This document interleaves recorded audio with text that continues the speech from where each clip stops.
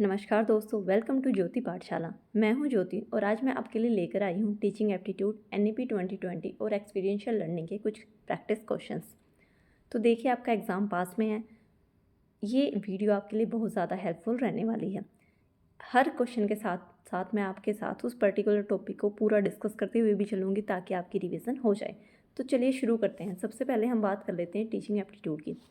Question number 1 is which of the following reflect the nature of teaching. आपको बताना है कि इन चार ऑप्शन में से कौन सा क्या करता है, नेचर ऑफ टीचिंग को रिफ्लेक्ट करेगा। तो सबसे पहले हम देख लेते हैं कि जो टीचिंग होती है उसका नेचर कैसा रहता है। तो सबसे अगर मैं बात करूं तो कैसा होती है जो इंटरेक्टिव नेचर कैसा रहता है, टीचिंग का इंटरेक्टिव होता है। यानी कि ये क्या होती है, एक टू वे प्रोसेस होती है जिसमें टीचर और लर्नर क्या होते हैं, दोनों के दोनों इन्वॉल्व होते हैं। उसके अलावा मैं बात करूँ तो जो टीचिंग होती है वो कैसी होती है, डायनेमिक और फ्लेक्सिबल होती है। यानी कि जो मेथड्स हैं लर्नर की नीड के अकॉर्डिंग, सिचुएशन के अकॉर्डिंग और कॉन्टेक्स्ट के अकॉर्डिंग क्या हो जाते हैं, चेंज होते रहते हैं। तीसरा आता है गोल ओरिएंटेड, कि जो टीचिंग होती है वो कैसी होती है, गोल ओरिएंटेड होती है। यानी कि हमेशा किसी न किसी स्पेसिफिक लर्निंग ऑब्जेक्टिव को अचीव करने के लिए उसकी तरफ क्या होती है, डायरेक्टेड होती है। फिर और अगर मैं आपको बताऊं तो मल्टी डायमेंशनल होती है। यानी कि इसमें जो सब्जेक्ट मैटर है उसकी नॉलेज के साथ साथ और क्या हो जाती है, पेडागोजी, साइकोलॉजी और कम्युनिकेशन स्किल क्या होती है, इन्वॉल्व होती हैं। तो जो टीचिंग होती है वो कैसी होती है, मल्टी डायमेंशनल होती है। Fifth is planned activity. क्या होती है, प्लान्ड एक्टिविटी है कि हमेशा किस पे बेस होगी कि मैं आपके लिए लेक्चर लेके आ रही हूँ तो मैंने क्या किया है, कुछ ना कुछ लेसन प्लानिंग की है, करिकुलम एंड इंस्ट्रक्शनल ऑब्जेक्टिव पे क्या होती है, बेस्ड होती है। तो टीचिंग क्या होती है, एक प्लान्ड एक्टिविटी होती है। उसके अलावा कंटिन्यूस प्रोसेस होती है कि ऑनगोइंग प्रोसेस होती है और फीडबैक के थ्रू, रिफ्लेक्शन के थ्रू, एक्सपीरियंसेस के थ्रू क्या होती है, इम्प्रूव होती रहती है। Seventh is both art and science. देखो टीचिंग क्या होती है, आर्ट एंड साइंस दोनों होती है। देखो आर्ट की अगर मैं बात करूँ तो क्रिएटिविटी की टर्म में, मोटिवेशन की टर्म में और इमोशनल कनेक्शन की टर्म में कैसी हो जाएगी, आर्ट। और अगर मैं साइंस की बात करूँ तो जो सिस्टमैटिक मेथड हैं और प्रिंसिपल्स हैं उनकी टर्म में क्या हो जाती है, साइंस हो जाती है। तो जो टीचिंग है वो क्या होती है, both art and science. Eighth is transformative, की जो टीचिंग है वो क्या होती है, ट्रांसफॉर्मेटिव होती है। कि जो गुड टीचिंग है वो सिर्फ और सिर्फ जो नॉलेज होती है उसके लेवल को चेंज नहीं करती, उसके साथ साथ जो एटीट्यूड्स हैं, वैल्यूज़ हैं, जो स्किल ऑफ लर्नर्स हैं उनको भी क्या करती है, चेंज करती है। तो जो टीचिंग प्रोसेस होती है वो क्या होती है, ट्रांसफॉर्मेटिव होती है नेचर में। उसके अलावा लर्नर सेंटर्ड होनी चाहिए, कि जो लर्नर होता है, जो स्टूडेंट होता है, उसकी एक्टिव पार्टिसिपेशन पे फोकस होना चाहिए, ना कि पैसिव लिसनिंग होनी चाहिए। वर्टिकल एंड हॉरिजेंटल होती है। वर्टिकल का मतलब क्या होता है, specific knowledge on one topic, यानी कि एक टॉपिक पे क्या होगी, स्पेसिफिक नॉलेज होगी। अगर मैं हॉरिजॉन्टल की बात करूँ तो ब्रॉड नॉलेज होने, वैरायटी ऑफ टॉपिक की, बहुत सारे टॉपिक्स पे क्या होगी, ब्रॉड नॉलेज होगी। तो नेचर ऑफ टीचिंग में मैंने क्या बताया, इंटरेक्टिव होती है। उसके अलावा क्या हो जाएगी, डायनेमिक एंड फ्लेक्सिबल होती है। उसके अलावा गोल ओरिएंटेड होती है। उसके अलावा मैंने आपको बताया कैसी होती है, मल्टी डायमेंशनल होएगी, प्लान्ड एक्टिविटी होती है, कंटिन्यूस प्रोसेस होती है, आर्ट एंड साइंस दोनों होती हैं, ट्रांसफॉर्मेटिव है, लर्नर सेंटर्ड है।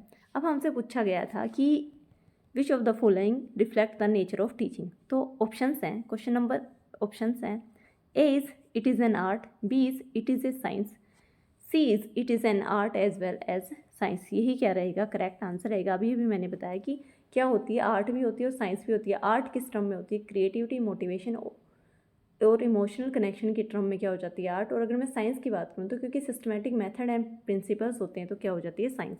तो जो नेचर ऑफ टीचिंग है कैसा रहेगा, it is an art as well as science. Which is the correct example for maxims for from simple to complex. क्या पूछा गया है कि कौन सा करेक्ट एग्जाम्पल है जो सिंपल टू कॉम्प्लेक्स मैक्सिम होता है उसके लिए। सबसे पहले हम देख लेते हैं कि जो टीचिंग होती है उसके मैक्सिम्स कौन कौन से होते हैं। सबसे पहले होता है नोन टू अननोन। पहला मैक्सिम क्या होता है, नोन टू अननोन। की टीचिंग प्रोसेस कैसी होनी चाहिए, टीचर को हमेशा क्या करना चाहिए, पहले जो पुरानी नॉलेज होती है जो बच्चे को आता है उससे शुरू करके अननोन नॉलेज की तरफ क्या करना चाहिए, प्रोसीड करना चाहिए, ताकि जो लर्निंग प्रोसेस है वो कैसी हो जाए, ईजी। दूसरा आता है डेफिनेट टू इनडेफिनेट। देखो जो डेफिनेट चीज़ें होती हैं ना, जो फिक्स्ड होती हैं, जो क्लियर होती हैं, उन पर क्या कर लेता है, हर कोई भरोसा कर लेता है।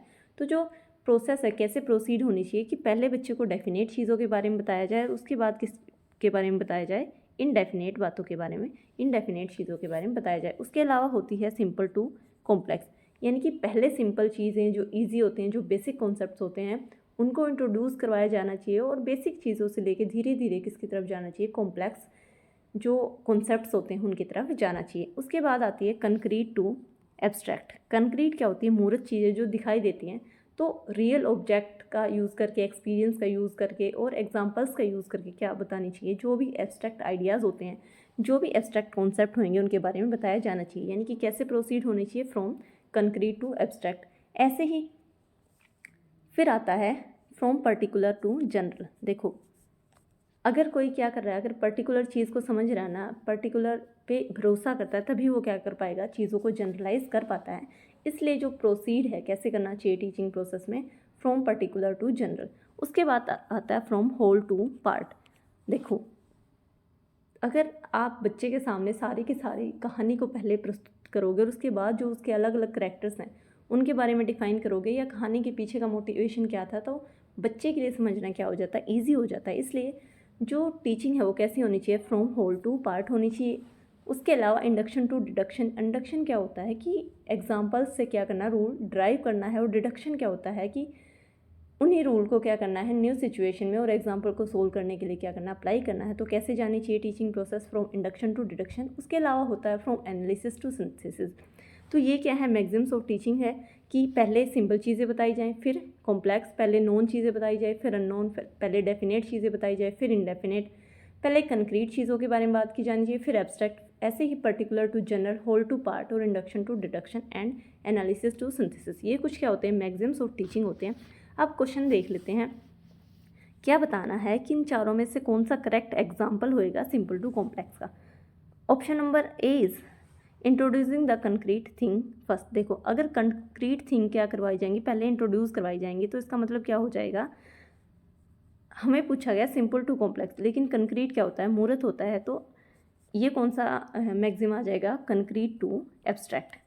तो ये रॉन्ग आंसर हो जाएगा। अगर मैं सेकंड की बात करूँ, the teacher should first try to familiarise the child with the whole lesson, तो ये कौन सा हो जाएगा, होल टू पार्ट। पहले अगर टीचर क्या कर रहा है, पूरे के पूरे लेसन को बता रहा है, तो ये कौन सा मैक्सिम हो जाता है, होल टू पार्ट। अगर मैं थर्ड ऑप्शन की बात करूँ, if we combine new knowledge with old knowledge, तो ये कौन सा मैक्सिम हो जाएगा, नोन टू अननोन।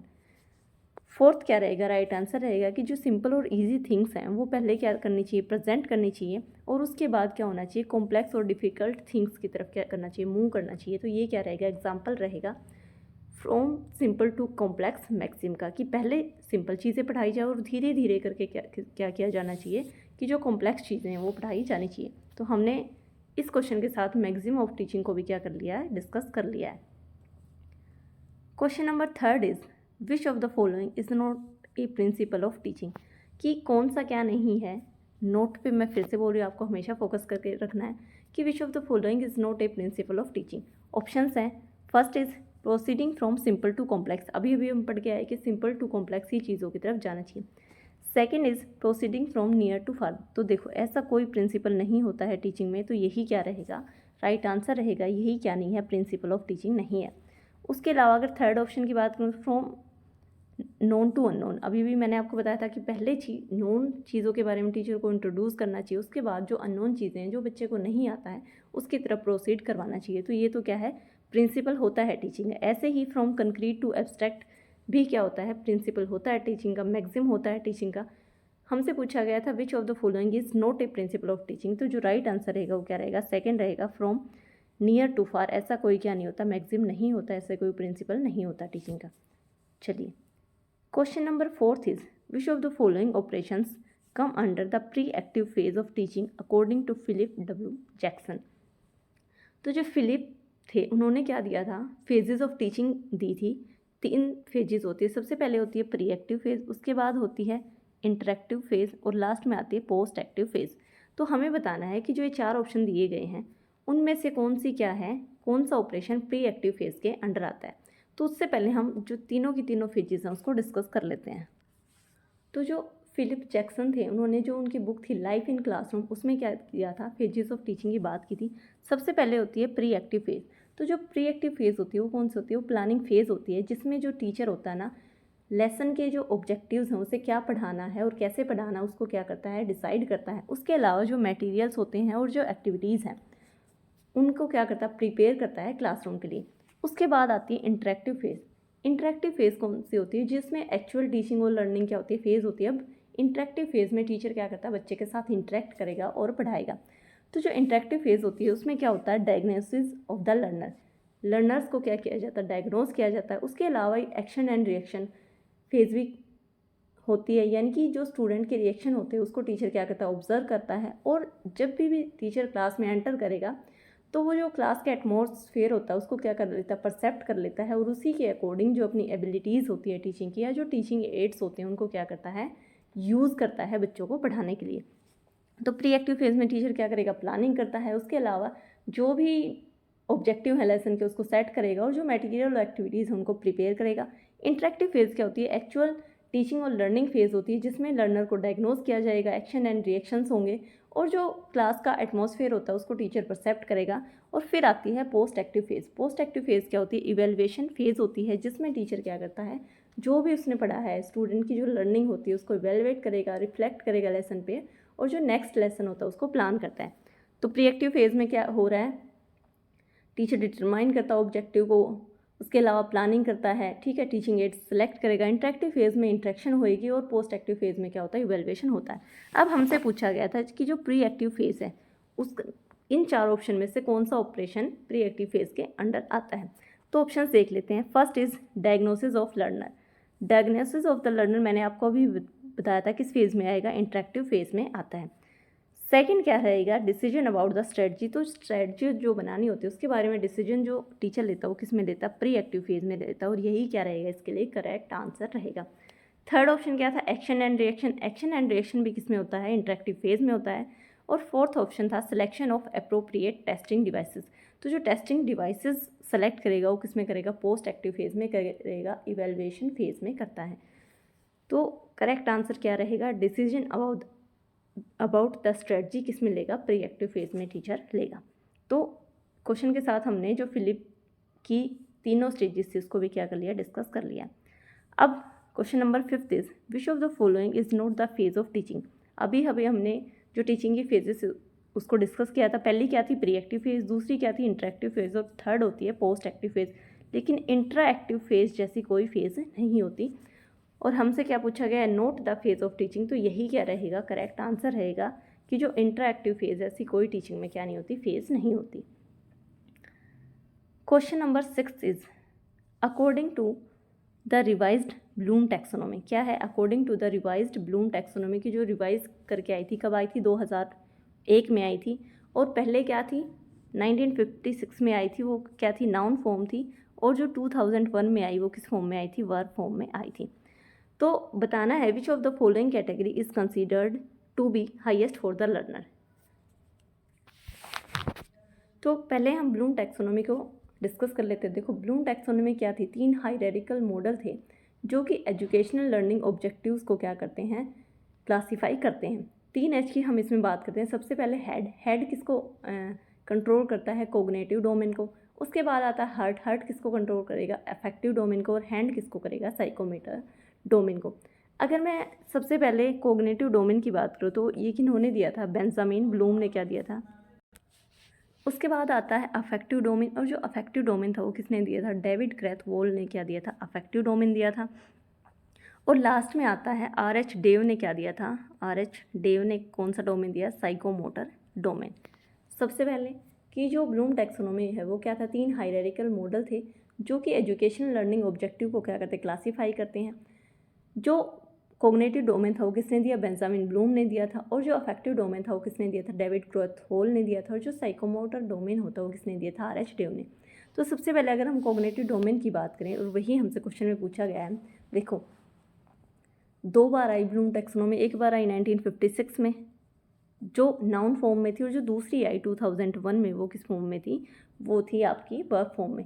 अगर मैं 1956 की बात करूँ तो सबसे पहले होता है उसमें नॉलेज के बाद आता है कंप्रीहेंशन के बाद आता है एप्लीकेशन के बाद आएगा एनालाइज करेंगे, एनालिसिस के बाद आता है सिंथेसिस, और लास्ट में आता है इवेल्युएशन। देखो सबसे पहले क्या आएगा, नॉलेज के बाद क्या आता है, कंप्रीहेंशन, फिर एप्लीकेशन, फिर एनालिसिस, उसके बाद आता है सिंथेसिस, और उसके बाद आता है इवेल्युएशन।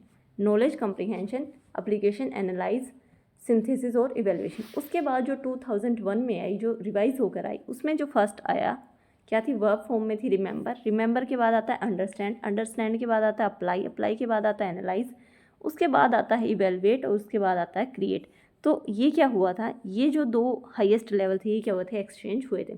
क्या है, remember, understand, apply, analyse, evaluate और क्रिएट। और हमसे क्या पूछा गया है क्वेश्चन में, अकॉर्डिंग टू द रिवाइज्ड, की जो रिवाइज्ड होकर ब्लूम टैक्सोनॉमी आई 2001 में, उसकी जो हाईएस्ट कैटेगरी थी वो क्या थी, सी से क्या था, क्रिएट था। तो राइट आंसर क्या रहेगा, क्रिएट रहेगा। क्लियर है, तो ब्लूम टैक्सोनॉमी को हमने डिस्कस कर लिया। अब चलते हैं क्वेश्चन नंबर 7 की ओर। Based on taxonomy of educational objective, the ability to understand the meaning of material is known as. क्या पूछ रहा है कि जो एबिलिटी होती है मीनिंग को समझने, उसे क्या कहते हैं। तो जो एबिलिटी है to understand the meaning of material, उसे क्या कहते हैं, कॉम्प्रीहेंशन कहेंगे। और यही इस क्वेश्चन के लिए क्या रहेगा, राइट आंसर रहेगा। Question number 8 is the correct sequence of objectives of affective domain according to Bloom taxonomy एस। हमें बताना, देखो कोग्निटिव डोमेन को हमने डिस्कस कर लिया था, अब हमें डिस्कस करना है अफेक्टिव डोमेन। देखो सबसे पहले मैं बता देती हूँ, अफेक्टिव डोमेन होता है वो किस पे बेस्ड होता है, इमोशन पे बेस्ड होता है। और जो हर्ट होता है वो क्या करता है, कंट्रोल करता है। तो 5 लेवल थे अफेक्टिव डोमेन के। सबसे पहले आता है रिसीविंग। रिसीविंग में बच्चा क्या करता है, जो अटेंशन देता है वो क्या करेगा, पैसिवली देगा। और जो भी टीचर कह रहा है, जो भी बता रहा है, उसको क्या करता है, सुनता है, रिसीव करता है। उसके बाद सेकंड डोमेन आता है, सेकंड जो लेवल आता है वो कौन सा आएगा, रिस्पोंडिंग। अब जो रिस्पोंडिंग होगा उसमें बच्चा क्या करेगा, एक्टिवली पार्टिसिपेट करेगा लर्निंग प्रोसेस में। मतलब अब वो सिर्फ सुन नहीं रहा, साथ में वो क्या कर रहा है, रिस्पॉन्ड भी करता है। उसके बाद थर्ड आता है वैल्यूइंग, जिसमें स्टूडेंट क्या करता है, किसी भी ऑब्जेक्ट के साथ फिनोमिना और पीस ऑफ इंफॉर्मेशन के साथ क्या कर देता है, किसी वैल्यू को अटैच करता है। उसके बाद आता है ऑर्गेनाइजिंग। ऑर्गेनाइजिंग में बच्चा क्या करता है, जो भी उसने डिफरेंट वैल्यूज़, इन्फॉर्मेशन और आइडियाज़ लिए हैं उनको क्या करेगा, इकट्ठा पुट कर देता है, उनको ऑर्गेनाइज करता है। और लास्ट में आता है करेक्टराइजिंग, जिसमें स्टूडेंट होता है, जो बच्चा होता है, एब्स्ट्रैक्ट नॉलेज को बिल्ड करने की क्या करता है, ट्राई करता है। तो इस तरीके से जो अफेक्टिव डोमेन होगा उसके क्या क्या हो जाएंगे, receiving, responding, valuing, organising and characterisation. तो ये ही क्या रहेगा, करेक्ट आंसर रहेगा। इसके अलावा एक बार हम साइकोमोटर डोमेन को और देख लेते हैं। देखो जो साइकोमोटर डोमेन होता है वो एक्शन बेस्ड होता है, और जो हैंड क्या करता है, उसको कंट्रोल करता है। अब जो साइकोमोटर डोमेन था उसके भी क्या थे, 5 लेवल थे। और मैंने आपको ट्रिक बताई थी, आई एम पैन करके। आई से क्या होएगा, इमिटेशन, यानी कि बच्चा है वॉच करके और इमिटेट करके एक्शंस को क्या करेगा, सीखता है। उसके बाद आती है एम से होता है मैनिपुलेशन, जिसमें क्या हो जाता है कि बच्चा याद करके क्या करेगा, एक्शंस को परफॉर्म करेगा। फिर आती है पी से प्रिसीजन, यानी कि जो परफॉर्मेंस है वो क्या हो जाती है, मोर एग्जैक्ट हो जाती है। और जो एक्शंस होते हैं वो क्या हो जाते हैं, मोर प्रेसाइज हो जाते हैं। उसके बाद आता है आर्टिकुलेशन, यानी कि कुछ जो स्किल्स होती हैं, इससे क्या होएगा, आर्टिकुलेशन, जिसमें कुछ स्किल्स होती हैं ना वो हारमोनियस वे में क्या की जाती है, प्रेजेंट किए जाते हैं। और एन से होता है नेचुरलाइजेशन। अब जो नेचुरलाइजेशन होता है वो क्या होता है, हाईएस्ट लेवल ऑफ परफॉर्मेंस होता है। कि अब क्या हो गया है, जो परफॉर्मेंस का हाईएस्ट लेवल वो अचीव हो गया है। अब जो एक्शंस है वो नेचुरल हो गए हैं और बिना किसी सेकंड थॉट के क्या कर दिए जाते हैं, परफॉर्म कर दिए जाते हैं। तो ये कौन सा डोमेन मैंने आपको साथ डिस्कस किया, साइकोमोटर डोमेन। आई से इमिटेशन, एम से मैनिपुलेशन, पी से प्रिसीजन, ए से आर्टिकुलेशन और एन से होता है naturalization. Question number 9 is the ability to use learned material in a new situation by the child making use of his previous knowledge to solve his problem is called. क्या बताना है कि जो ability होती है ना, कि जो लर्नड मटेरियल है उसको न्यू सिचुएशन में क्या करना है, अप्लाई करना। देखो मैंने आपके साथ बहुत बार डिस्कस किया है कि बच्चा को क्या करना चाहिए कि जब वो अपनी प्रीवियस नॉलेज को दूसरी नई सिचुएशन में क्या कर पाता है, अप्लाई कर पाता है, तो ये क्या रहता है, बहुत ज़्यादा अच्छा रहता है। और इस क्वेश्चन के लिए जो राइट आंसर रहेगा क्या रहेगा, अप्लाई, कि इसको क्या बोलते हैं, एप्लीकेशन बोलते हैं। कि जब बच्चा क्या कर रहा है, लर्नड मटेरियल होता है, जो भी उसने सीखा है उसको क्या कर रहा है, नई सिचुएशन में क्या कर पा रहा है, अप्लाई कर पा रहा है, तो उसे क्या बोलते हैं, एप्लीकेशन बोलते हैं। और क्या आएगा कि बच्चा अप्लाई कर रहा है। तो राइट आंसर क्या रहेगा, थर्ड रहेगा, application. Question number 10 is in which level of teaching lower level learning outcome get focused. कि किस जो टीचिंग, अब कौन सा टॉपिक आ गया, लेवल ऑफ टीचिंग। अब हमें बात करनी है कि लेवल ऑफ टीचिंग में जो लोअर लेवल लर्निंग आउटकम्स होते हैं फोकस किए जाते हैं। देखो सबसे पहले मैं आपके साथ बात कर लेती हूँ लेवल ऑफ टीचिंग की। जो कॉन्सेप्ट था ना लेवल ऑफ टीचिंग का, वो किसने दिया था? बिगी ने दिया था। बिगी ने क्या किया था? लेवल ऑफ टीचिंग का कंसेप्ट दिया था और उन्होंने कहा था कि जो टीचिंग है can be done from least thoughtful to most thoughtful manner, कि जो टीचिंग है वो लीस्ट थॉटफुल से लेकर मोस्ट थॉटफुल मैनर में क्या की जाती है? करवाई जाती है। सबसे पहले आता है मेमोरी लेवल। अगर मैं मेमोरी लेवल की बात करूँ तो किसने दिया था? हर्बर्ट ने दिया था। फिर आता है अंडरस्टैंडिंग लेवल। अगर अंडरस्टैंडिंग लेवल की बात करूँ तो किसने दिया था? मोरिसन ने दिया था। और लास्ट में आता है रिफ्लेक्टिव लेवल, और जो रिफ्लेक्टिव लेवल होता है वो किसने दिया था? हंट ने दिया था। क्या है? सबसे पहले है मेमोरी लेवल जो लिस्ट थॉटफुल होता है। अब अगर मैं मेमोरी लेवल की बात करूँ तो ये फर्स्ट लेवल होता है और इसमें क्या होती है? लेस कोग्निटिव स्किल्स की क्या होती हैं? रिक्वायरमेंट होती है। टीचर क्या करेगा? इन्फॉर्मेशन को प्रेजेंट करता है और लर्नर क्या करता है? रोट लर्निंग करता है बिना कोई रीजनिंग और अंडरस्टैंडिंग एबिलिटीज़ का यूज़ किए। उसके बाद आता है अंडरस्टैंडिंग लेवल। अंडरस्टैंडिंग लेवल क्या होता है? एक साइकोलॉजिकल प्रोसेस होती है जो एब्स्ट्रैक्ट और फिजिकल ऑब्जेक्ट से क्या होती है? रिलेटेड होती है। अब जो अंडरस्टैंडिंग होती लेवल होता है उसमें क्या करेगा? रिलेशन बनाई जाती है between the object and knower. इस लेवल पे जो टीचर है प्रिंसिपल्स के बारे में, थ्योरीज के बारे में, रूल्स और फैक्ट के बारे में क्या करता है? एक्सप्लेन करता है। और जो लर्नर है वो क्या करता है? रटने की कोशिश की जगह समझने की क्या करेगा? ट्राई करता है। और जो मोरिसन थे वो क्या थे? मेन प्रोपोनेंट थे, समर्थक थे अंडरस्टैंडिंग लेवल के। उसके बाद आ जाता है रिफ्लेक्टिव लेवल। अगर मैं रिफ्लेक्टिव लेवल की बात करूँ तो ये कौन सा होता है? मोस्ट थॉटफुल लेवल होता है। और जो मेन प्रोपोनेंट रहेंगे वो कौन रहेंगे? हंट रहेंगे। और रिफ्लेक्टिव लेवल कैसा हो जाता है? स्टूडेंट सेंट्रिक होता है और जो क्रिएटिविटी होता है उसको क्या करता है? फोस्टर करता है और मैक्सिमम फ्लेक्सिबिलिटी प्रोवाइड करवाता है। तो रिफ्लेक्टिव लेवल किसने दिया था? हंट ने दिया था। अब हमसे क्वेश्चन में पूछा गया था कि जो लोअर लेवल लर्निंग होती है उसमें किस आउटकम जो फोकस किए जाते हैं वो किस लेवल में किए जाते हैं? मेमोरी लेवल में। लोअर लेवल लर्निंग आउटकम कहाँ फोकस किए जाएंगे? मेमोरी लेवल में। तो अब हमने क्या कर लिए? टीचिंग एप्टीट्यूड के 10 क्वेश्चन डिस्कस कर लिए जिसमें मैंने आपको बताया नेचर ऑफ टीचिंग के कॉन्सेप्ट को एक्सप्लेन किया। उसके अलावा हमने फेजेस ऑफ टीचिंग देखी हैं, ब्लूम टैक्सोनॉमी का डिस्कस कर लिया और साथ में मैंने आपको लेवल्स ऑफ टीचिंग का भी रिवीजन करवा दिया है। तो चलिए अब चलते हैं नेक्स्ट टॉपिक पे जिसमें हम एक्सपीरियंशियल लर्निंग के 10 क्वेश्चन को डिस्कस करने वाले हैं। Question number 1 is which of the following is not a benefit of experiential learning. क्या बताना है कि इन 4 ऑप्शन में से कौन सा नहीं है? क्या नहीं है? Not a benefit of experiential learning. Options हैं ए इज प्रमोट क्रिएटिविटी। देखो जो एक्सपीरियंशियल लर्निंग होती है, मैं आपको फिर से बता रही हूँ कि जहाँ भी अनुभव की बात आएगी, जहाँ भी सीखने की बात आएगी, वहाँ आपको पर्टिकुलरली ध्यान रखना है। तो जो एक्सपीरियंशियल लर्निंग होती है वो क्या करती है? क्रिएटिविटी को क्या करती है? प्रमोट करती है। बिल्कुल क्रिएटिविटी को प्रमोट करेगी। बी क्या है? Build confidence. बिल्कुल जो एक्सपीरियंशियल लर्निंग होती है वो क्या करेगी? कॉन्फिडेंस को भी क्या करती है? बिल्ड करती है। सी ऑप्शन है इनकरेज पैसिव लर्निंग। ये क्या रहेगा? ये नहीं करती है। जो एक्सपीरियंशियल लर्निंग होती है वो एक्टिव लर्निंग को क्या करती है? इनकरेज करती है। और डी क्या था? इम्प्रूव कोलैबोरेशन को भी क्या करेगी? इम्प्रूव करती है। और हमसे पूछा गया था नोट ए बेनिफिट, तो क्वेश्चन के लिए जो राइट आंसर रहेगा वो क्या रहेगा? सी रहेगा, इनकरेज पैसिव लर्निंग। ये क्या नहीं है? एक्सपीरियंशियल लर्निंग का बेनिफिट नहीं होता क्योंकि एक्सपीरियंशियल लर्निंग क्रिएटिविटी को, कॉन्फिडेंस को बिल्ड करेगी और एक्टिव लर्निंग को क्या करती है? इनकरेज करती है। Question number 2 is which of the following activities support experiential learning in social studies. आपको बताना है इन 4 ऑप्शन में से कौन सी एक्टिविटी जो एक्सपीरियंशियल लर्निंग होती है सोशल स्टडीज़ में उसको सपोर्ट करेगी।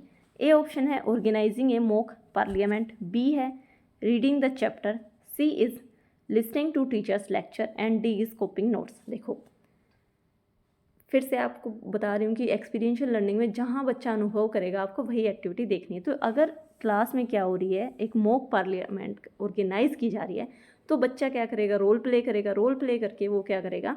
वो सीखेगा, वो अनुभव प्राप्त करता है। तो यही इसके लिए क्या रहेगा? राइट आंसर रहेगा। देखो अगर बच्चा क्या कर रहा है, कोई भी बुक चैप्टर पढ़ रहा है तो वो एक्सपीरियंस नहीं कर रहा है, वो अनुभव प्राप्त नहीं कर रहा है। ऐसे ही टीचर का लेक्चर सुन के भी उसे क्या नहीं हो रहा? कोई अनुभव प्राप्त नहीं हो रहा। और नोट्स कॉपी करने से भी क्या नहीं होगा? कोई अनुभव प्राप्त नहीं होगा। इसलिए जो मॉक पार्लियामेंट है वो क्या करेगी? एक्सपीरियंशियल लर्निंग को क्या करेगी? सपोर्ट करती है। Question number 3 is the essence of experiential and activity based pedagogy is, कि एक्सपीरियंशियल और जो एक्टिविटी बेस्ड पेडागोजी उसका एसेंस क्या है?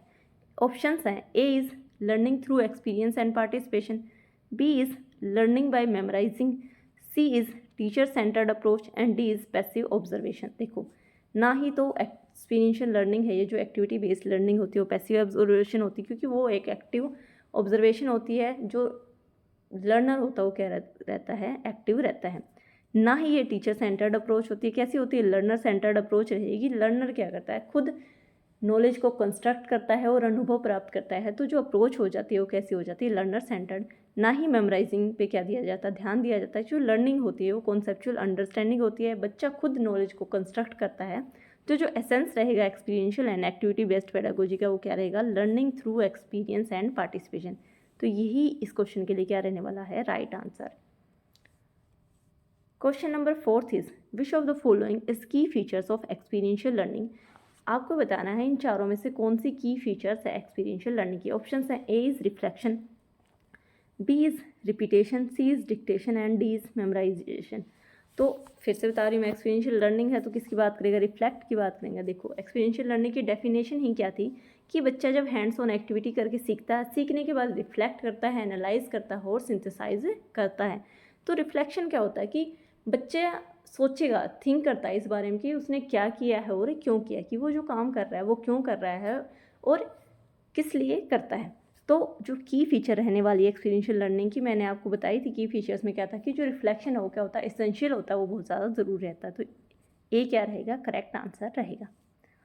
Question number 5 is which one is an example of constructivist classroom practice.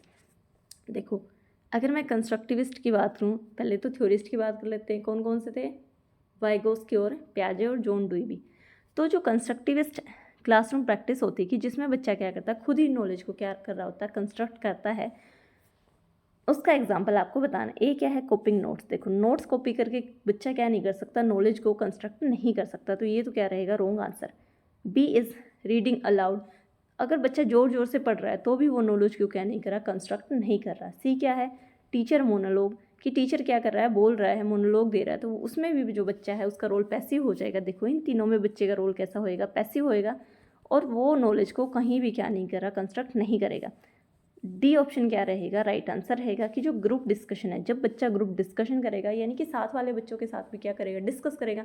और जब दो बंदे क्या करें, डिस्कस कर रहे हैं, दो बच्चे डिस्कस करेंगे, तो एक दूसरे को क्या करेंगे, आइडियाज़ देंगे, एक दूसरे के आइडियाज़ को मॉडिफाई करेंगे, और इस तरीके से वो नॉलेज को क्या करते हैं, कंस्ट्रक्ट करते हैं, नॉलेज का निर्माण करते हैं। तो हमसे पूछा था कंस्ट्रक्टिविस्ट क्लासरूम प्रैक्टिस का एग्जाम्पल क्या रहने वाला है, तो क्या रहेगा, D, group discussion. Question number 6 is in experiential learning the focus is on, कि जो एक्सपीरियंशियल लर्निंग होती है, जो अनुभव करके सिखाने पे फोकस करती है, वो किस चीज़ पे फोकस करी। A is the process of learning, B is teacher's lecture, C is examination marks and D is classroom discipline. तो फटाफट से आप आंसर कर दोगे कि जो एक्सपीरियंशियल लर्निंग होती है वो किस पे फोकस करती है, द प्रोसेस ऑफ लर्निंग, कि जो लर्निंग है उसकी प्रोसेस पे क्या करेगी, फोकस करती है, ना कि टीचर के लेक्चर पे फोकस करेगी, ना ही एग्जामिनेशन मार्क्स पे फोकस करती है, और ना ही क्लासरूम डिसिप्लिन पे फोकस करती है।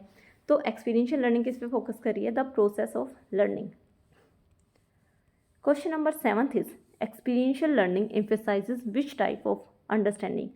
एक्सपीरियंशियल लर्निंग क्या कर रही है, किस टाइप ऑफ अंडरस्टैंडिंग पे क्या करती है, एम्फेसाइज करती है, जोर देती है। ऑप्शन है, A is conceptual understanding, B is situational, C is mechanical repetition and D is blind memorisation. तो जो मैंने पहले भी बताया है कि जो एक्सपीरियंशियल लर्निंग है या जो एनईपी है वो किस पे फोकस करती है, कंसेप्चुअल अंडरस्टैंडिंग पे क्या करती है, फोकस करती है, और किस पे जोर रहता है, कंसेप्चुअल अंडरस्टैंडिंग पे। तो यही क्या रहेगा इसके लिए करेक्ट आंसर।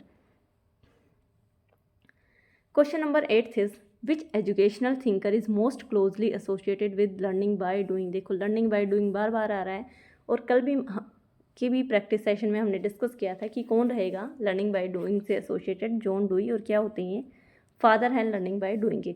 अगर बी ऑप्शन देखो, स्किनर क्या थे, एक बिहेवियरिस्ट थे, बिहेवियरिज्म और ऑपरेंट कंडीशनिंग की क्या दी थी, थ्योरी दी थी। उसके बाद पाउलो भी क्या थे, एक बिहेवियरिस्ट थे, उन्होंने क्या दी थी, क्लासिकल कंडीशनिंग की थ्योरी दी थी। और थ्रोंडाइक भी क्या थे, बिहेवियरिस्ट थे, और उन्होंने क्या दिया था, कनेक्शन की निज़म की बात की थी। और लॉ ऑफ जो ट्रायल एंड एरर है वो किसने दिए थे, जो ट्रायल एंड एरर थ्योरी है वो किसने दिए थे, थ्रोंडाइक ने दिए थे। तो ये क्या रहने वाले हैं, बिहेवियरिज्म के मेन थ्योरिस्ट रहने वाले हैं। तो जो लर्निंग बाय डूइंग है उस पर कौन फोकस करता है, कौन एसोसिएटेड है उसके साथ, वो रहेंगे John Dewey. Question number 9 is activity based learning allow students to, कि जो एक्टिविटी बेस्ड लर्निंग होती है वो स्टूडेंट को क्या करने के लिए अलाउ करती है। ऑप्शन है A is apply knowledge in real situation, B is memorize definitions, C is depends on teachers and D is avoid participation. तो जो एक्टिविटी बेस्ड लर्निंग होती है वो apply knowledge in real situation पे क्या करती है, स्टूडेंट को अलाउ करती है, फोकस करती है। एक्टिविटी करने का मतलब यही है कि जो स्टूडेंट होते हैं वो जो नॉलेज होता है उसको क्या कर रहे हैं, रियल सिचुएशन में क्या करते हैं, अप्लाई करते हैं। Question number 10 is which statement is true about experiential learning. आपको बताने कि एक्सपीरियंशियल लर्निंग के बारे में कौन सी स्टेटमेंट क्या है, ट्रू है। ऑप्शंस हैं it depends on road memorisation, बिल्कुल जो एक्सपीरियंशियल लर्निंग होती है वो रोड मेमोराइजेशन पे डिपेंड नहीं करती है। It ignores real life context, ये भी क्या रहेगा, रॉन्ग रहेगा, क्योंकि जो एक्सपीरियंशियल लर्निंग है वो तो इस चीज़ पे फोकस करती है, वो तो रियल लाइफ कॉन्टेक्स्ट में क्या करवाना चाहती है, नॉलेज को बढ़ावा देना चाहती है। C is links theory with practice, और यही क्या रहेगा, करेक्ट आंसर रहेगा कि जो एक्सपीरियंशियल लर्निंग होती है वो क्या करती है, थ्योरी को क्या करेगी, प्रैक्टिस के साथ या प्रैक्टिकल्स के साथ क्या करती है, लिंक करेगी। डी ऑप्शन क्या था, it focuses on passive listening, बिल्कुल रॉन्ग रहेगा ये आंसर, क्योंकि जो एक्सपीरियंशियल लर्निंग होती है वो तो एक्टिव लिसनिंग पे और बच्चे को एक्टिव बनाने पे क्या करती है, एक्टिव रोल देने पे क्या करती है, फोकस करती है। तो एक्सपीरियंशियल लर्निंग क्या करेगी, it link theory with practice. तो ये हमने क्या देखे, 10 क्वेश्चन देखे, एक बार रिवाइज कर लेते हैं। क्वेश्चन नंबर 1 क्या था कि बेनिफिट नहीं है तो क्या रहेगा, encourage passive learning. Which of the following activities support experiential learning को सोशल स्टडीज़ में कौन सी जो एक्टिविटी वो सपोर्ट करेगी। अगर हम बच्चों के लिए क्या बनाएं, मॉक पार्लियामेंट, टीचर अगर ऑर्गेनाइज कर दें। एसेंस क्या रहेगा एक्सपीरियंशियल और एक्टिविटी बेस्ड लर्निंग का, learning through experience and participation. की फीचर क्या रहेगी एक्सपीरियंशियल लर्निंग की, क्या रहती है, रिफ्लेक्शन रहेगी। और कंस्ट्रक्टिविस्ट क्लासरूम की प्रैक्टिस क्या रहेगी के रूप में, डिस्कशन। उसके अलावा जो एक्सपीरियंशियल लर्निंग होती है किस पे फोकस करती है, द प्रोसेस ऑफ लर्निंग पे। एक्सपीरियंशियल लर्निंग किस पे जोर देती है, कंसेप्चुअल अंडरस्टैंडिंग पे। लर्निंग बाय डूइंग के फादर कौन रहने वाले हैं, जॉन डुई रहेंगे। एक्टिविटी बेस्ड लर्निंग क्या करती है, स्टूडेंट को अलाउ करती है कि वो अपनी नॉलेज को रियल सिचुएशन में क्या कर पाए, अप्लाई कर पाए। और क्वेश्चन नंबर 10 था कि एक्सपीरियंशियल लर्निंग के बारे में कौन सी स्टेटमेंट ठीक है, तो ये क्या करती है, जो थ्योरी होती है उसको प्रैक्टिस से या प्रैक्टिकल से क्या करती है, लिंक करती है। अब देखते हैं NEP 2020 के questions. Question number 1 is NEP 2020 has recommended to set up a national assessment center as a standard setting body. Which among the following is the name of national assessment center? कि जो NEP 2020 थी उसने क्या किया था, recommend किया था set of national assessment centre एक स्टैंडर्ड सेटिंग बॉडी की तरह है। अब हमें बताना है कि जो 4 ऑप्शन दिए गए हैं उनमें से जो नेशनल असेसमेंट सेंटर है उसका नाम क्या था। देखो मैंने NEP आपको अच्छे से करवाई है, तो उसका नाम रहेगा क्या था, परख था। और परख की क्या फुल फॉर्म होएगी, P से क्या हो जाएगा, परफॉर्मेंस, A से असेसमेंट, R से रिव्यू, A से एनालिसिस, K से नॉलेज और H से होलिस्टिक डेवलपमेंट। तो जो फुल फॉर्म रहने वाली है वो क्या रहेगी, performance assessment, review and analysis of knowledge for holistic development. ये क्या थी, एक नेशनल बॉडी थी जो सेट स्टैंडर्ड गाइडलाइन को क्या करती है, क्रिएट करती है for assessment across the country. यानी कि अक्रॉस द कंट्री के लिए जो असेसमेंट होनी चाहिए उसके जो गाइडलाइंस हैं, उनके जो सेट स्टैंडर्ड गाइडलाइंस है उसको क्या करती है, क्रिएट करती हैं। तो परख की फुल फॉर्म क्या रहेगी, performance assessment, review and analysis of knowledge for holistic development. उसके अलावा चलिए ऑप्शंस क्या थे, CBSE, परख, NTA एंड NCERT। तो मैंने आपको बता दिया करेक्ट आंसर क्या रहेगा, परख रहेगा। उसके अलावा जो CBSE है, NTA है और NCERT है, आप कमेंट सेक्शन में मुझे ज़रूर इनकी फुल फॉर्म्स बताएंगे। Question number 2 is the structure of school learning time included in new education policy 2020। फिर से मैंने कल भी बताया था, आज भी बता रही हूँ कि जो न्यू एजुकेशन पॉलिसी थी उसने क्या किया था, 10+2 से चेंज करके क्या कर दिया था, 5+3+3+4 और 5 जो है ये जो पहली स्टेज आती है वो क्या आती है, फाउंडेशनल स्टेज आती है, जिसमें 3 साल बच्चा आंगनवाड़ी या प्री स्कूल में जाता है और उसके बाद फर्स्ट और सेकेंड क्लास इसमें इंक्लूड रहेंगे। उसके बाद आती है प्रीपेरेटरी स्टेज, जिसमें बच्चा 3rd, 4th, 5th क्लास में कहाँ रहेगा, इस वाली स्टेज में। उसके बाद आती है मिडिल स्टेज। मिडिल स्टेज में बच्चा किस क्लास में हो जाता है, 6th, 7th, 8th इसमें इंक्लूड रहेंगी। और यही क्या था, वोकेशनल एक्सपोजर देना था बच्चे को 6th क्लास में, 10 दिन का क्या देना था, बैगलेस पीरियड देना था, जिसमें बच्चा क्या करता है कि जो भी कारपेंटर्स होंगे, वहाँ के जो गार्डनर होंगे, उनके पास क्या करेंगे, 10 दिन की इंटर्नशिप करेंगे और उनसे सीखते हैं। उसके बाद आती है सेकेंडरी स्टेज, जिसमें 4 साल की रहेगी, जिसमें 9th क्लास से 12th क्लास क्या रहेगी, इंक्लूड रहती है। तो 5 + 3 + 3 + 4 क्या हो जाता है, करेक्ट आंसर हो जाएगा। तो 4th क्या रहेगा, करेक्ट आंसर रहेगा। और मैंने बता दिया पहली फाउंडेशनल जिसमें 5 साल आएंगे, फिर सेकेंड प्रिपरेटरी स्टेज जिसमें 3 साल, उसके बाद मिडिल स्टेज और उसके बाद आती है secondary stage. Question number 3 is according to new education policy 2020 the gross enrolment ratio in higher and vocational education is expected to reach 50% by. क्या बताना है कि जो नेशनल एजुकेशन पॉलिसी 2020 थी उसके अकॉर्डिंग जो GER था हायर एंड वोकेशनल एजुकेशन में 50% एक्सपेक्ट करना था, लेकिन कब तक करना था, कौन से साल तक करना था। तो जो करेक्ट आंसर रहेगा वो क्या रहेगा, 2035। तो 2035 तक क्या एम था, 50% GER in higher education including vocational education. अगर मैं 2030 की बात करूँ तो 2030 तक क्या एम था, 100% GER in pre school to secondary education. अगर 2025 की बात करूँ तो क्या क्या था, कल भी बता रही थी मैं आपको, देखो इंपॉर्टेंट ईयर याद रखने हैं। FLN को अचीव कर लेना था, यूनिवर्सल FLN को, और उसके अलावा क्या था, 50% लर्नर्स को क्या देना था, वोकेशनल एक्सपोजर देना था। कम से कम 50% बच्चों को क्या देना था, वोकेशनल एक्सपोजर देना था। अगर 2040 की बात करूँ तो क्या करना है, 2040 तक जितने भी हायर एजुकेशन इंस्टीट्यूट बना देना था। तो 2030 तक क्या था, 50% के लिए राइट आंसर रहेगा वो क्या था, 50% GER इन हायर एजुकेशन। 2025 तक FLN अचीव कर लेना था और उसके अलावा 50% लर्नर को क्या देना था, वोकेशनल एक्सपोजर देना था। और 2040 तक क्या होना था कि जितने भी हायर एजुकेशन इंस्टीट्यूट थे उनको क्या बना देना था, मल्टी डिसिप्लिनरी बना देना था।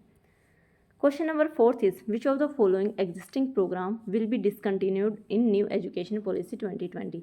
तो जो न्यू एजुकेशन पॉलिसी 2020 थी उसने क्या किया था, MPhil को क्या कर दिया था, डिसकंटिन्यू कर दिया था। तो ये इसके लिए राइट आंसर रहने वाला है। Question mother tongue is most preferably to be adopted according to new education policy 2020 की जो नई एजुकेशन पॉलिसी 2020 थी कब तक क्या देनी थी कि जो इंस्ट्रक्शन है वो मदर टंग में देनी थी। तो जो राइट आंसर रहेगा वो क्या थी, ग्रेड 5th तक। और क्या बोला था कि अगर ग्रेड 8th तक और उसके बियॉन्ड भी चली जाए तो क्या हो जाएगी, आइडल हो जाती है। तो लेकिन क्लास 5th तक क्या देनी थी कि जो इंस्ट्रक्शन रहेगा, जो मीडियम ऑफ इंस्ट्रक्शन रहेगा वो क्या रहेगी, मदर टंग या होम लैंग्वेज। तो NEP ने क्या किया था, लैंग्वेज पॉलिसी दी थी, तो 3 लैंग्वेज क्या दिया था, फॉर्मूला दिया था। और जो NEP है वो क्या करती है, मल्टी लिंग्विज्म को क्या करती है, फेवर करती है। Question number 6 is all student will take school examination in grades dash conducted by the appropriate authority according to new education policy 2020। देखो जो असेसमेंट रिफॉर्म हुआ था ना, कैसा हुआ था कि जो असेसमेंट है वो कैसा हो जाएगा, रेगुलर होएगा। रेगुलर के अलावा फॉर्मेटिव और कॉम्पिटेंसी बेस्ड जो असेसमेंट है और सपोर्टिव असेसमेंट पे NEP क्या करती है, फोकस करती है। और जो फोकस रहता है वो क्रिटिकल थिंकिंग को इवेलुएट करने पे, एप्लीकेशन ऑफ नॉलेज को, कंसेप्चुअल क्लैरिटी को, रियल लाइफ प्रॉब्लम सॉल्विंग को क्या करना था, इनको इवेलुएट करना था। उसके अलावा क्या बनाया था, नेशनल असेसमेंट सेंटर बनाया था, परख। और जो एग्जामिनेशन की बात की थी वो किसमें की थी, कि जो सेंसस असेसमेंट होंगे ना वो किस किस स्टेज में होंगे, ग्रेड 3rd, 5th और 8th में होंगे। और जब असेसमेंट हो रहे होंगे तो जो कोर कॉन्सेप्ट्स हैं, हायर ऑर्डर थिंकिंग है और जो एप्लीकेशन स्किल्स हैं उनको क्या किया जाएगा, चेक किया जाएगा। उसके अलावा क्या बोला था कि जो 360 डिग्री क्या बनेगा, प्रोग्रेस कार्ड होगा, जिसमें सेल्फ असेसमेंट, पीयर असेसमेंट और टीचर असेसमेंट क्या रहेगी, इंक्लूड रहेगी। तो जो करेक्ट आंसर रहेगा वो क्या रहेगा, 3, 5th और 8th क्लास में क्या करना था, स्कूल एग्जामिनेशन में असेसमेंट करना था। Question number 7 is which of the following is the digital store house recommended by National Education Policy 2020 for digital storage of academic credits of students earned from various recognized higher educational institutions। क्या बताना है कि कौन सा एक digital store house है जो NEP 2020 recommend करती है, किसके लिए, for digital storage of academic credits of student. देखो जो स्टूडेंट क्या करेगा, एकेडमिक क्रेडिट्स होते हैं उसके, उनके डिजिटल स्टोरेज के लिए क्या करना है कि कौन सा डिजिटल स्टोर हाउस जो NEP है वो रिकमेंड करती है। ऑप्शंस रहेंगे, first is credit storehouse, second क्या है, academic warehouse, third is digital bank of credit, और जो करेक्ट आंसर रहेगा वो क्या रहेगा, 4th academic bank of credit. तो NEP 2020 है, उसने जो डिजिटल स्टोर हाउस को रिकमेंड किया था वो क्या था, एकेडमिक बैंक ऑफ क्रेडिट। आपसे ABC की फुल फॉर्म भी पूछी जा सकती है, तो ABC की जो फुल फॉर्म रहेगी NEP 2020 में वो क्या होती है, एकेडमिक बैंक ऑफ क्रेडिट, ध्यान रखना आपको। अब question number 8 is part 1 of national education policy 2020 covers, की जो पार्ट A है उसमें कौन वो किसको कवर करता है। पार्ट 1 रहने वाला है नेशनल एजुकेशन पॉलिसी का, वो किसको कवर करता है, स्कूल एजुकेशन को। अगर मैं पार्ट 2 की बात करूँ तो वो किसको करता है, हायर एजुकेशन को। देखो फर्स्ट किसको कवर करता है, स्कूल एजुकेशन को, और जो सेकेंड पार्ट है वो किसको कवर करता है, हायर एजुकेशन को, और जो थर्ड है वो किसको करता है, अदर की एरिया ऑफ फोकस रहते हैं। इसमें क्या रहेगा, मेनली प्रोफेशनल एजुकेशन हो जाती है, adult education and life learning होती है। उसके अलावा इंडियन लैंग्वेजेस होगी, आर्ट एंड कल्चर को क्या करता है, प्रमोट करता है, टेक्नोलॉजी यूज़ और इंटीग्रेशन पे फोकस करता है, ऑनलाइन एंड डिजिटल एजुकेशन को क्या कर रहा होता है, प्रमोट कर रहा होता है। और मेकिंग इट हैपन कौन सा पार्ट होता है, फोर्थ पार्ट होता है, जिसमें जो central advisory board of education है उसको स्ट्रेंथन करना था। उसके अलावा जो NEP 2020 है उसको क्या करना था, इम्प्लीमेंट करना था। तो पार्ट 1 में क्या आता है, स्कूल एजुकेशन, पार्ट 2 में आता है हायर एजुकेशन, पार्ट 3 में आता है अदर की एरिया ऑफ फोकस, और पार्ट 4 होता है मेकिंग इट हैपन। तो जो करेक्ट आंसर रहेगा पार्ट 1 क्या रहेगा, school education. Question number 9 is the aim of national education policy 2020 is to increase the percentage of gross enrollment in higher education by 2035 to. देखो अभी ही हम पीछे डिस्कस करके आए हैं कि 2035 तक हायर एजुकेशन में कितना करना था, 50% GER को NEP अचीव करने पे क्या करती है, फोकस करती है। कि क्या एम होती है नेशनल एजुकेशन पॉलिसी की, कि 50% ग्रोस इनरोलमेंट रेशो 2035 तक हायर एजुकेशन में अचीव कर लेना है। Question number 10 is every recognised school shall be inspected one. देखो हर रिकॉग्नाइज स्कूल क्या किया जाएगा, इंस्पेक्ट किया जाएगा, उसका इंस्पेक्शन होगा वंस। कब, करेक्ट आंसर रहेगा फर्स्ट ईच फाइनेंशियल ईयर, यानी कि हर फाइनेंशियल ईयर में क्या किया जाएगा, एक रिकॉग्नाइज स्कूल को क्या किया जाएगा, इंस्पेक्ट किया जाता है।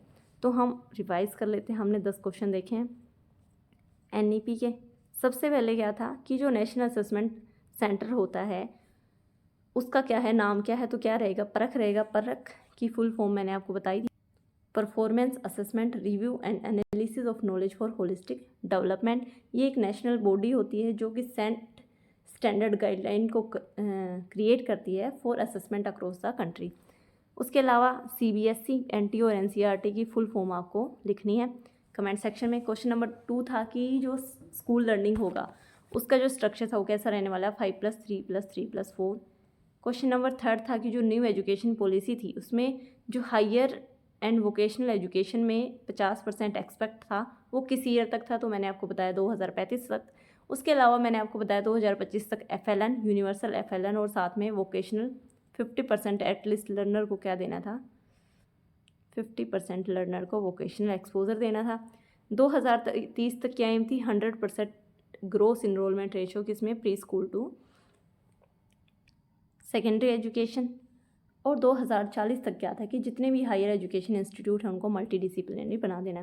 क्वेश्चन नंबर 4 था कि जो न्यू एजुकेशन पॉलिसी थी उसने क्या किया था, किस एग्जिस्टिंग प्रोग्राम को डिसकंटिन्यू किया था, तो किसको किया था, MPhil को क्या कर दिया था, डिसकंटिन्यू कर दिया था। उसके अलावा कि जो मदर टंग में जो मेथड ऑफ इंस्ट्रक्शन होगा वो कब तक देना है, ग्रेड 5 तक। असेसमेंट रिफॉर्म का में जो असेसमेंट किया जाएगा, जो सेंसस असेसमेंट होते हैं वो कौन कौन सी क्लास में होते हैं, 3rd, 5th और 8th में। जो digital storehouse NEP recommend करती है for digital storage of academic credit of student earn from various recognised higher education institutions, वो क्या रहेगा, एकेडमिक बैंक ऑफ क्रेडिट। और ऐसे भी क्वेश्चन बन सकता है कि आपको ABC दे दिया जाए और उसकी फुल फॉर्म पूछ ली जाए, तो क्या रहेगी, academic bank of credit. 8th था कि नेशनल एजुकेशन पॉलिसी का पार्ट 1 बताना था। पार्ट 1 में उसने किसको कवर किया, स्कूल एजुकेशन को, पार्ट 2 में हायर एजुकेशन को, और अदर की एरिया ऑफ फोकस किस में रहेंगे, 3rd पार्ट में। और मेकिंग इट हैपन कौन सा पार्ट होता है, नेशनल एजुकेशन पॉलिसी का 4th पार्ट रहने वाला है। क्वेश्चन नंबर 9 था कि जो नेशनल एजुकेशन पॉलिसी पीछे हम पढ़ के आए हैं कि जो हायर एजुकेशन है 2035 तक कितने % अचीव कर लेना था, तो करेक्ट आंसर रहेगा 50%। क्वेश्चन नंबर 10 था कि हर रिकॉग्नाइज्ड स्कूल है वो इंस्पेक्ट होना चाहिए एक बार, तो कब होना चाहिए, ईच फाइनेंशियल ईयर। तो ये 10 क्वेश्चन हमने डिस्कस किए हैं। आई होप कि क्लास आपको पसंद आई होगी। अगर वीडियो पसंद आए तो लाइक करें, चैनल को सब्सक्राइब करें, बेल आइकन प्रेस करना ना भूलें। मिलते हैं